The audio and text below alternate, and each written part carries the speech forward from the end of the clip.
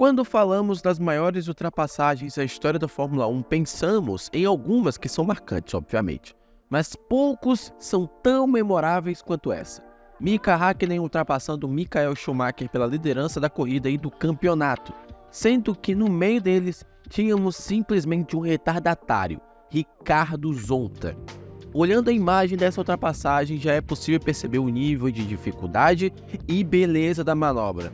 Mas quando você entende a história por trás dela, a coisa fica ainda melhor. No vídeo de hoje eu vou te contar sobre aquele dia na Bélgica em 2000.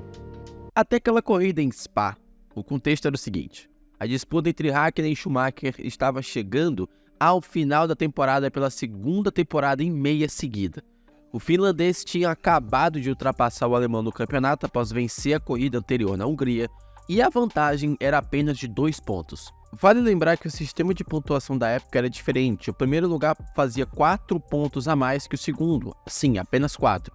O primeiro ganhava 10, o segundo ganhava 6, e era por isso que a distância era tão curta ou tão emparelhada, ou eles tinham tão poucos pontos em relação ao que temos hoje. E naquela corrida, que era a 13ª de 17, a disputa ficou novamente entre eles. A briga começou na chuva. Häkkinen, que largou na frente, abriu distância, enquanto Michael, que largou mais atrás, teve que ir recuperando o terreno.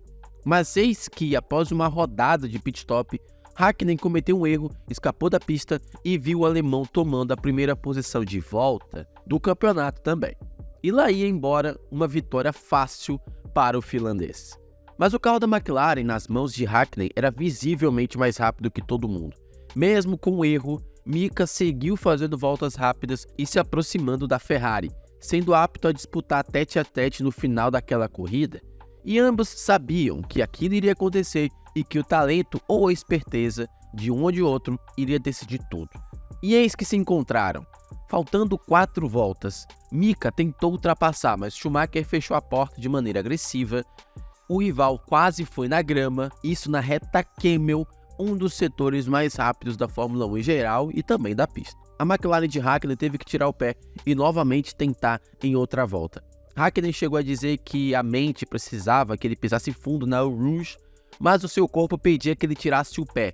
Dessa forma, ele conseguiu fazer o setor com o pé cravado e ia para mais uma tentativa. E pausa. Aquela não era a primeira vez que Michael fazia algo assim com o próprio Mika.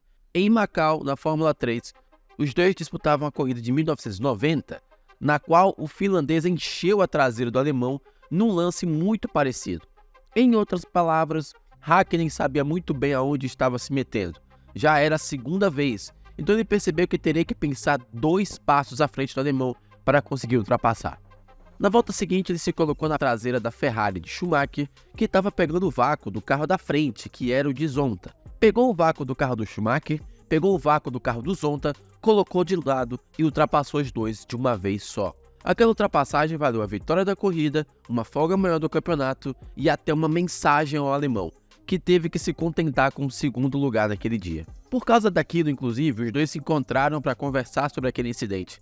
E a foto mais parecia que um estava dando uma bronca no outro, quase que uma aula de como se defender de maneira leal na pista. Enquanto o McLarista dizia que o colega não poderia fazer aquilo porque o que ele fez era muito perigoso com quem estava atrás, o que era verdade, o ferrarista disse: "Mas Häkkinen, corrida é isso aí, o que eu fiz de errado?" E ele realmente disse isso de acordo com o próprio Häkkinen. No fim, aquele foi o último duelo direto em que o finlandês saiu com a vitória.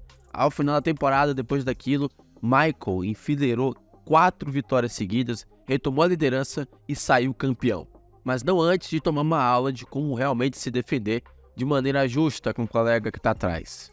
E essa é a história por trás da maior ultrapassagem de todos os tempos da Fórmula 1. E obviamente não foi uma ultrapassagem fácil. Imagina você fazer uma ultrapassagem que vale a vitória numa corrida, a liderança de um campeonato, e no meio disso tudo você está ultrapassando simplesmente Michael Schumacher, que ainda não era o heptacampeão, mas já era o bicampeão, e um retardatário no meio, num dos setores mais rápidos da Fórmula 1 por inteira. Foi mais ou menos isso que o Mika Häkkinen fez em 2000.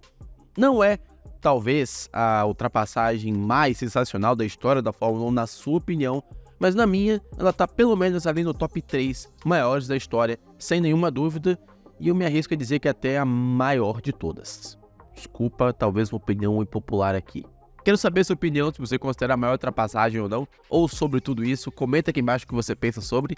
E se você gostou desse vídeo, não esqueça de clicar no like e se inscrever no canal para ver mais vídeos meus aqui, contando histórias aqui no F1 sobre Fórmula 1. Te vejo no próximo vídeo, então até lá.